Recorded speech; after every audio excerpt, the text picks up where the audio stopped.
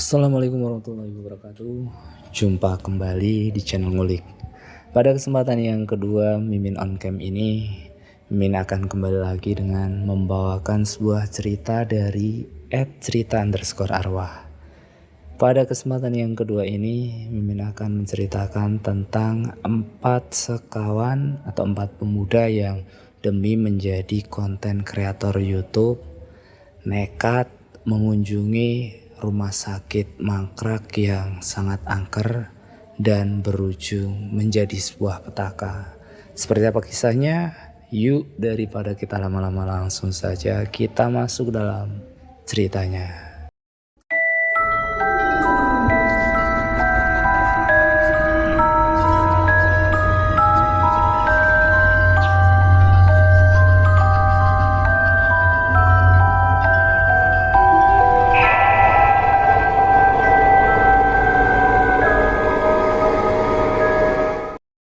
Pada cerita kali ini, Mimin akan mengangkat cerita dari Malang. Jadi di Malang ini ada salah satu rumah sakit yang katanya sudah lama mangkrak dan memang terkenal sangat angker. Di sisi lain, sebut saja namanya Niko, Randy, Salwa, dan Gun-Gun. Mereka adalah 4 sekawan yang bisa dibilang remaja tanggung yang baru lulus SMA yang mencoba peruntungan dengan membangun channel yang bertema penampakan horor. Namun channel tersebut dibalut dengan setting dan gimmick. Jadi konsepnya itu semacam explore tempat angker, terus mereka pun membuat settingan bakal ada penampakan dan suara-suara yang sebenarnya ulah mereka sendiri. Namun apes bagi mereka semua. Baru saja ingin memulai konten YouTube-nya, ternyata salah seorang dari mereka ikut terculik ke alam lain dan gadis yang bernama Salwa ini kesurupan sampai 7 hari 7 malam lamanya. Niatnya mau buat konten explore tempat creepy kok malah dapat petaka, ya kan? Lalu gimana kelanjutan ceritanya? Seperti biasa, kita langsung masuk dalam inti ceritanya. Bismillahirrahmanirrahim. Sekitar 1 minggu yang lalu, penulis baru saja mendapat DM dari salah seorang teman SMP-nya saat sekolah di Malang yang namanya Riko. Sempat agak kaget, Riko ini tiba-tiba memfollow penulis dan mengirimkan pesan singkat melalui DM. Seperti pada umumnya teman yang sudah lama tidak berkomunikasi, Riko kemudian sedikit berbasa-basi menanyakan kabar penulis dan juga sebaliknya. Di cerita kali ini Mimin akan bercerita dari sudut pandang si penulis. Percakapan ini lalu berlanjut menceritakan kegiatan-kegiatan serta kesibukan apa saja yang sedang kita masing-masing lakukan. Hingga pada akhirnya aku menanyakan bagaimana keadaan keluarganya sekarang.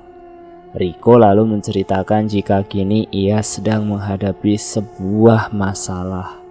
Adik bungsunya yang bernama Salwa baru saja sembuh dari sakit non-medis saat ia diajak oleh teman-temannya membuat konten horor di salah satu rumah sakit mangkrak yang ada di kota Malang.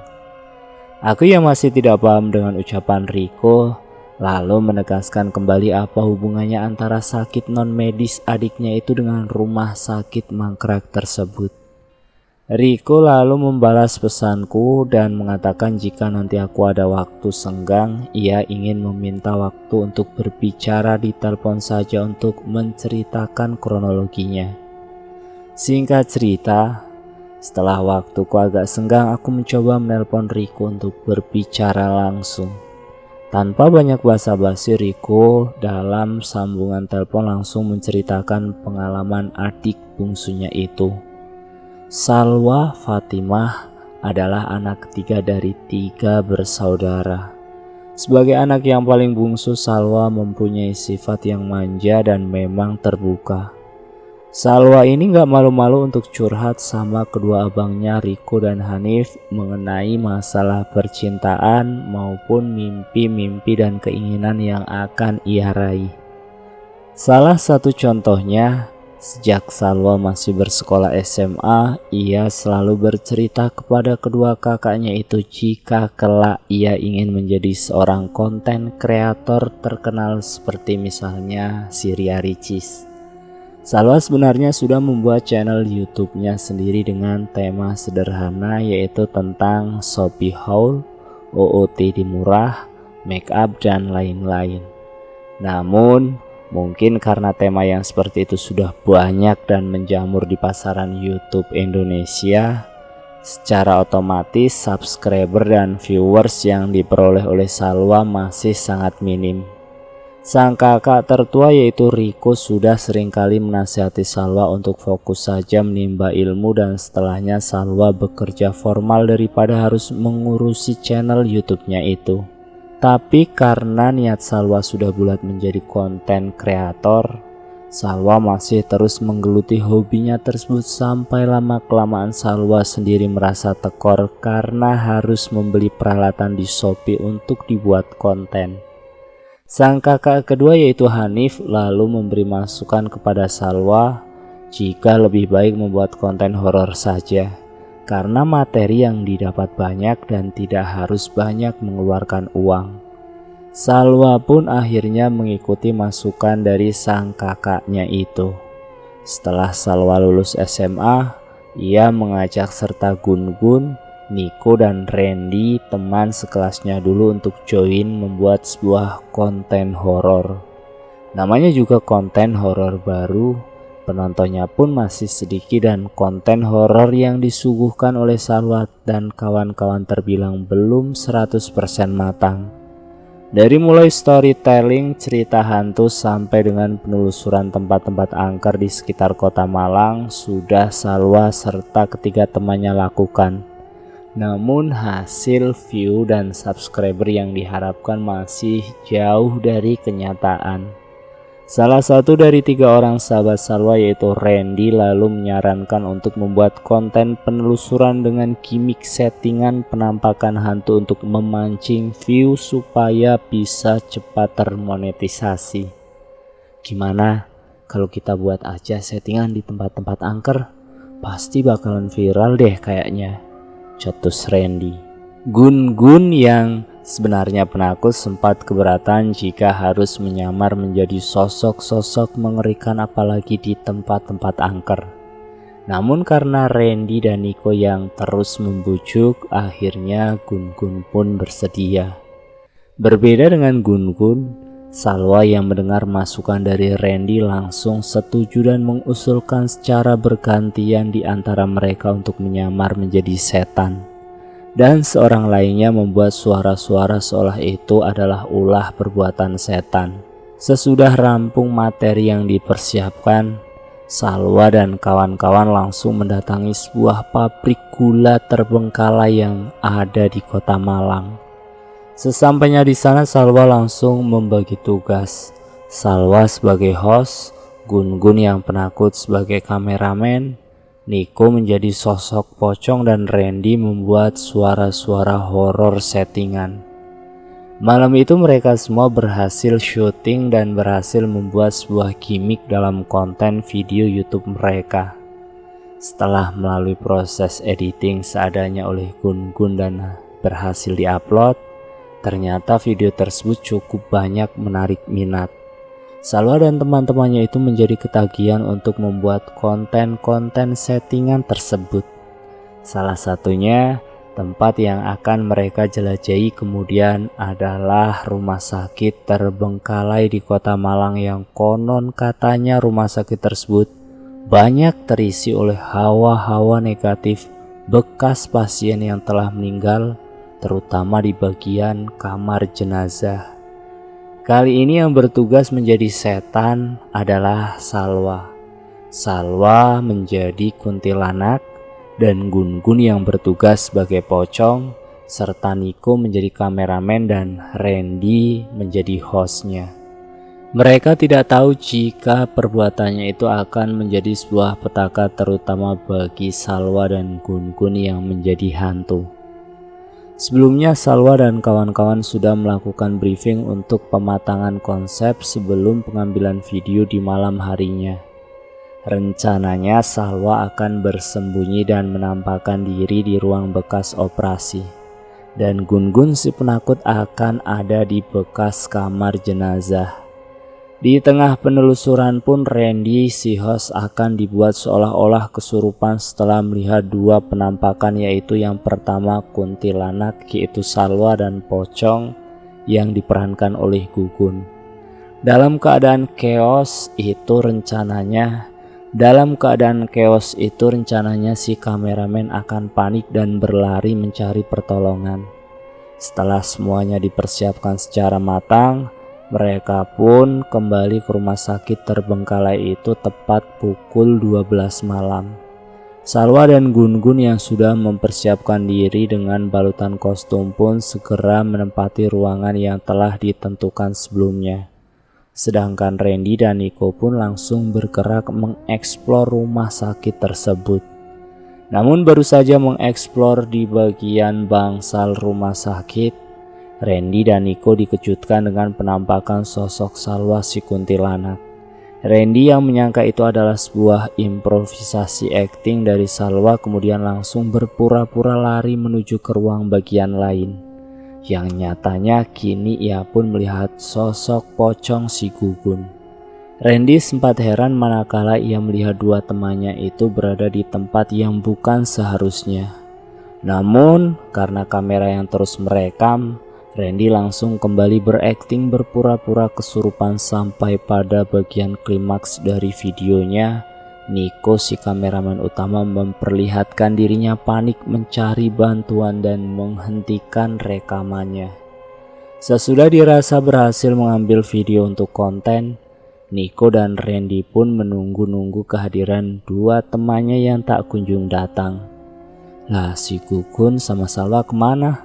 Kok nggak datang-datang? Kan seharusnya tadi mereka tahu kalau kita sudah selesai pengambilan video. Tanya Nico kepada Randy. Aku yang nggak tahu kok kemana mereka. Malahan tadi sempat kaget mereka berdua bisa muncul di tempat yang berbeda. Kan sudah di briefing kalau Salwa di bagian ruang operasi dan Gugun di bagian kamar jenazah. Mbok ya kalau mau improvisasi kayak gini, kenapa nggak diomongin di awal sih pas lagi briefing? Jawab Randy yang juga heran dengan tingkah laku Salwa serta Gun-Gun.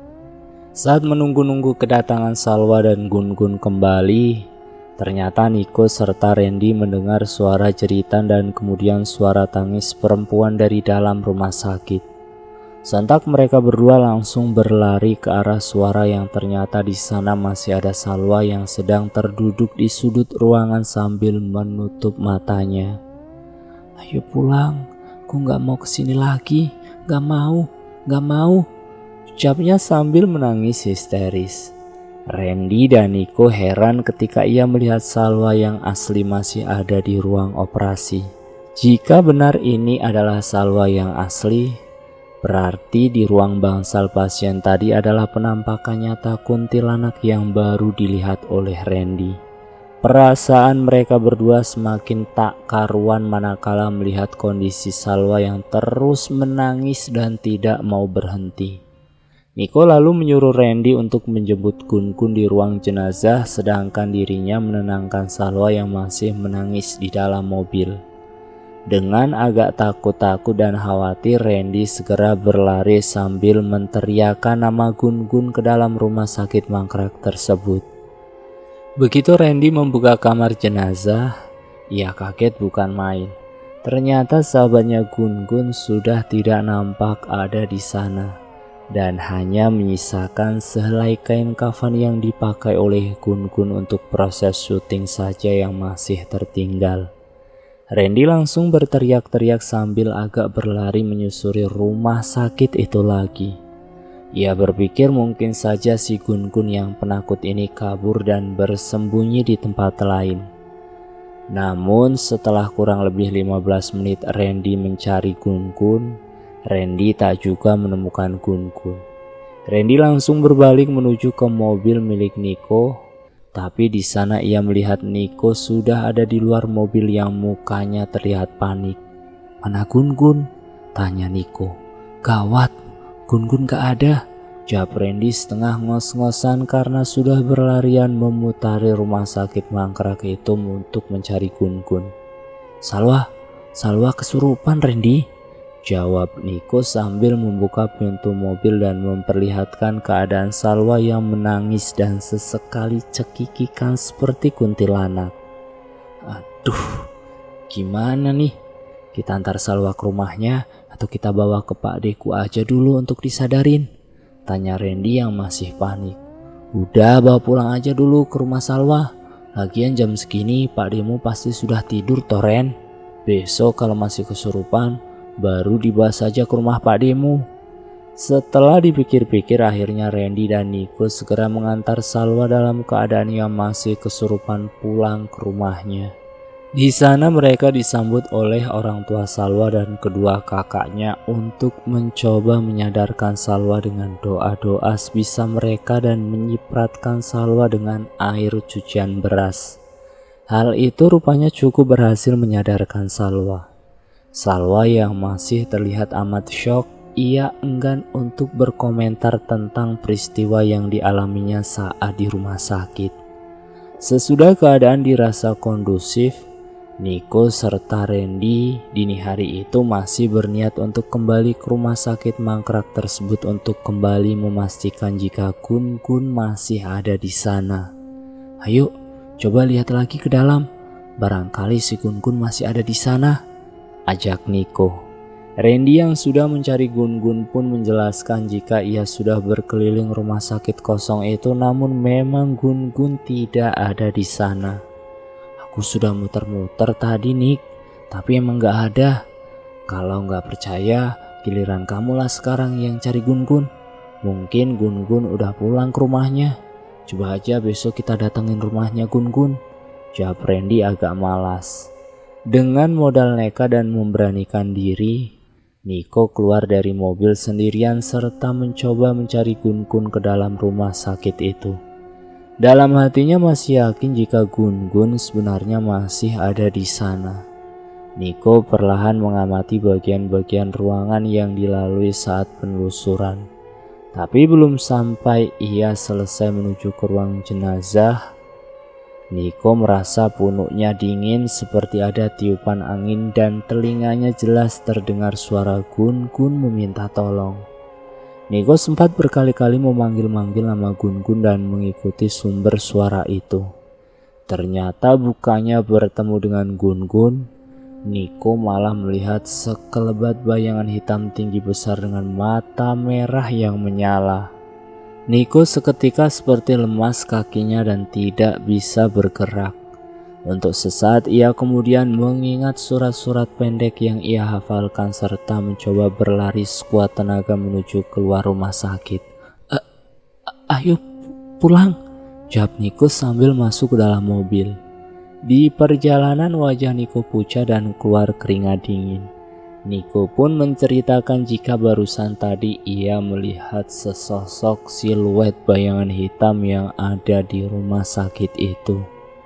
Namanya juga rumah sakit mangkrak, udah pasti ada penunggunya, apalagi sekarang sudah jam 3 lewat mau jam 4 pagi, jawab Randy. Waktu berlalu sampai dengan pukul 12 siang handphone Randy berdering. Terlihat di layar HP kakak Salwa menelpon.